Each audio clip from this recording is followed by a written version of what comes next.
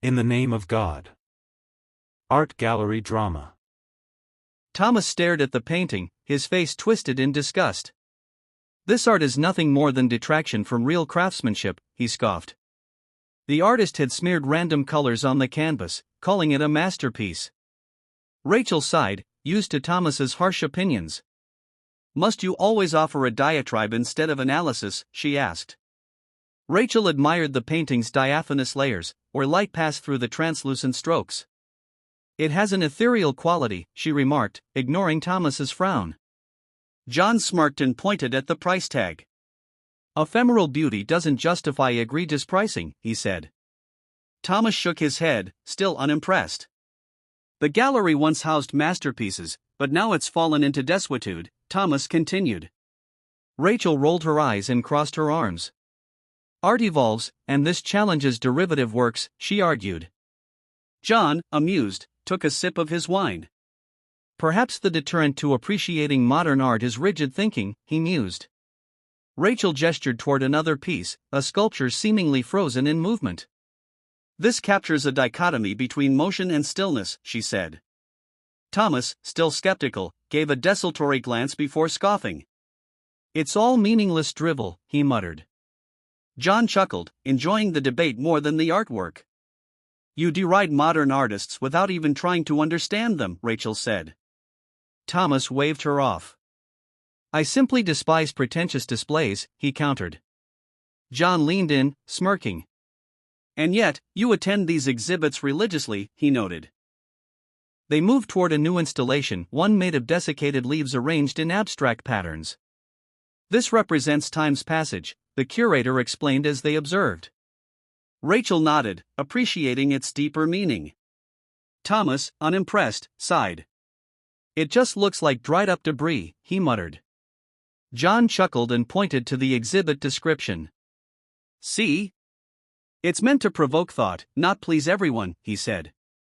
Rachel smiled in agreement. Art isn't about imitation, it's about provoking emotions, she added. Thomas huffed, feeling outnumbered. A nearby couple admired another abstract piece, whispering about its complexity. That one's purely derivative, Thomas scoffed, unable to resist. Rachel shook her head. Sometimes inspiration leads to something new, she said. John smirked. And sometimes, critics just enjoy hearing themselves speak, he teased. The group moved to the next hall, where an artist was giving a speech. The goal of my work is to challenge perspectives, he explained passionately. Rachel nodded in agreement, but Thomas remained skeptical. More like confuse the audience, he mumbled. John elbowed him playfully. Wouldn't life be dull without discussion? John asked. Thomas sighed, realizing he enjoyed arguing as much as the art itself. I suppose it keeps things interesting, he admitted. Rachel smirked.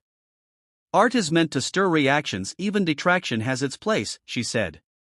As they left the gallery, the evening air felt refreshing. So, did anything impress you?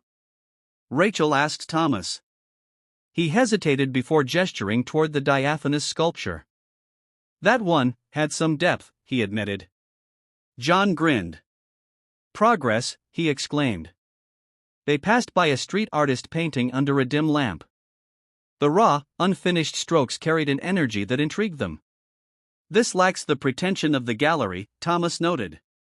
Rachel nodded. It's unpolished but honest, she agreed. John simply watched in appreciation. The artist turned and smiled at them. Art is a conversation, not a conclusion, he said. Thomas raised an eyebrow but didn't argue. Rachel, feeling triumphant, nodded. Exactly, she said, with a satisfied smile. As they walked away, the city buzzed with life. Maybe I was too quick to judge, Thomas admitted. Rachel laughed, nudging him playfully. That's a first, she teased. John simply smiled, knowing they'd be back for another debate soon. The night ended with coffee and lively discussion. Art may be ephemeral, but the arguments never end, John said. Rachel chuckled, raising her cup. To perspectives, even if they clash, she toasted. Thomas smirked. Fine, but I still have opinions, he said, making them laugh. Like and subscribe if you would like.